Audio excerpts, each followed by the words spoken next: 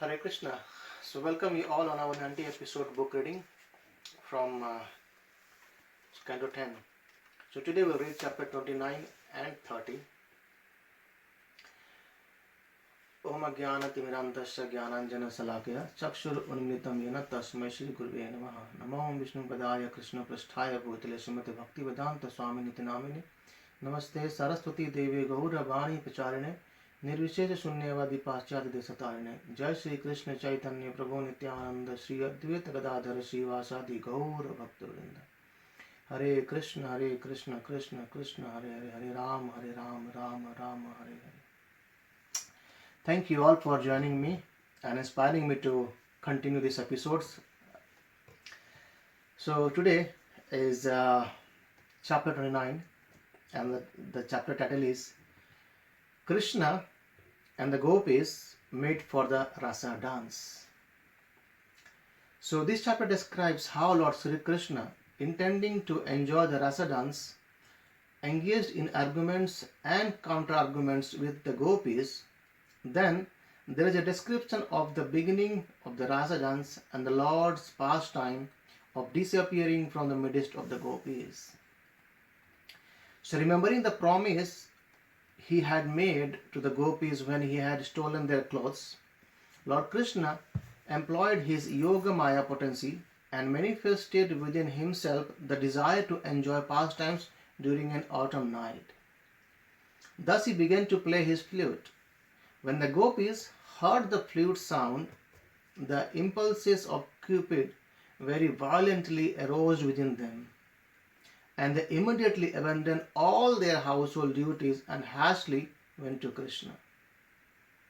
All the gopis had purely spiritual bodies, but when some of the gopis' husbands and other family members stopped the young girls from going, Lord Krishna arranged for them to temporarily exhibit material bodies, which they then left aside of their husbands. In this way, they deceived their relatives and went off to meet Krishna.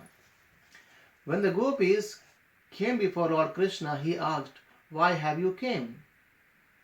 Is it not good for you to travel to such a place in the dead of the night? For this forest is full of violent creatures." So he said, it's not good for you to travel to such a place in a forest and violent creatures as well. Your husbands and children will soon come searching after you to bring you home and engage you again in your household duties. After all, the prime religious duty of a woman is to serve her husband and children. For a respectable woman to consort with a paramour is totally contemptible and sure to obstruct her progress to heaven. However, one develops pure love for me not by physical proximity but by hearing topics connected to me.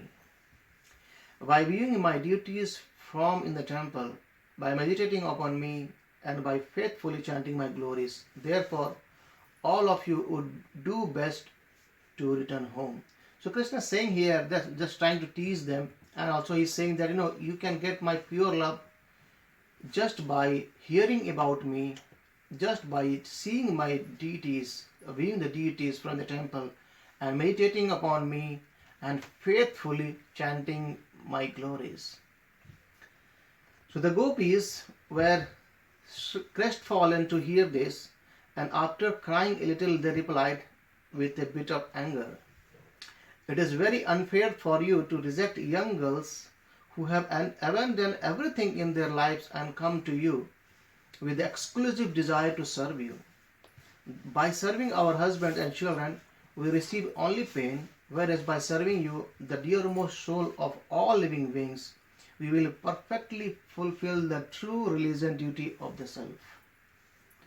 What woman will not deviate from her prescribed duties as soon as she hears your flute song and sees your form, which enchant the three worlds?" So Krishna's flute, the sound of the flute or the song which comes from the flute, it actually enchants the whole three worlds. So just as the Supreme Lord Vishnu protects the demigod, you destroy the unhappiness of the people of Vrindavan. And Krishna, you actually destroy all the unhappiness which is happening to the people of Vrindavan. Therefore, you should immediately relieve the torment we have felt because of separation from you. Wanting to please the gopis, Lord Krishna, who is always satisfied in himself, responded to their appeals by playing with them in the various pastimes. But when this show of attention made them a little proud, he humbled them by suddenly disappearing from the arena of the rasa dance. So it's being said, so Krishna expanded himself in as many forms as the gopis were, and they all started dancing with him. And in due course of time, everyone became proud, saying that, okay, Krishna is actually dancing with me only. And then just humbly Krishna left that part, left the arena of the rasa dance. So that's how we end chapter 29, and on 30 it's called as the search, the gopis search for Krishna. As the dance was going on, Krishna left the arena, and now all the gopis started searching for Krishna. So this chapter describes how the gopis, tormented through the long night by separation from Krishna, wandering like mad women from forest to forest in search of him.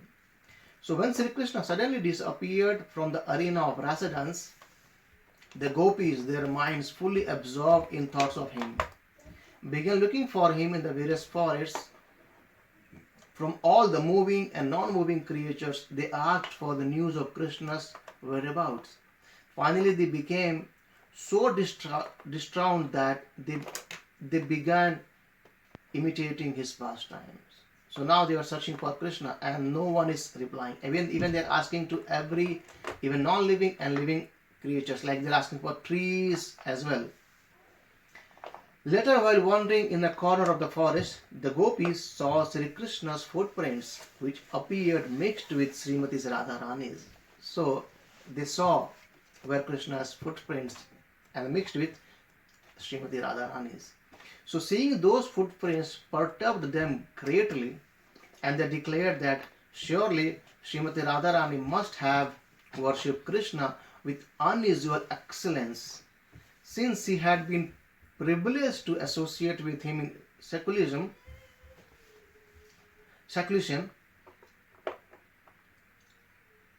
Further, along the path of the gopis came to a place where they could no longer see Srimati Radharani footprints as well. So they then concluded that Krishna must have taken Radharani's onto his shoulders.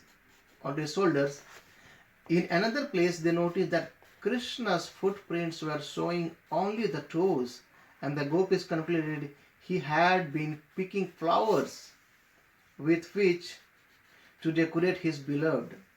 In yet another spot, the gopis saw signs that led them to imagine that Sri Krishna had been trying the locks of Srimati Radharani's hair. And these thoughts brought pain to the gopis' mind. So the gopis, they are actually seeing many things, and they are saying that how Krishna is playing with Radharani. Sometimes he is carrying her in his shoulders, and they are thinking, and sometimes they are thinking that, Krishna is actually tying the knots or the locks of Srimati Radharani's hair. Because of the separation attention, because of the special attention she received from Sri Krishna, Sri Radharani began to consider herself the most fortunate woman. Then she told him that she could walk no further, and that he would have to carry her on his shoulders. But just then Lord Krishna disappeared from her sight. So Srimati Radharani, extremely troubled, then began looking everywhere for him. And when she finally met her gopis' girlfriend, she related to them what had happened. All the gopis then went out to look for Krishna in the forest, going as far as the moonlight reached, but in the end they were unsuccessful. So they went back to the shore of the Yamuna and simply sang Krishna's glories in utter helplessness. So just to see Krishna, they were singing about Krishna, and when they are separated from the Krishna, where they didn't find Krishna where he has went, still they are singing the glories of Krishna. So this is how is called now separation of Krishna and Gopi, and they are glorifying Krishna and they are remembering Krishna very well. So this is how we end chapter number 30, and thank you for being with me. Hare Krishna, Srila Prabhupada ki Jai.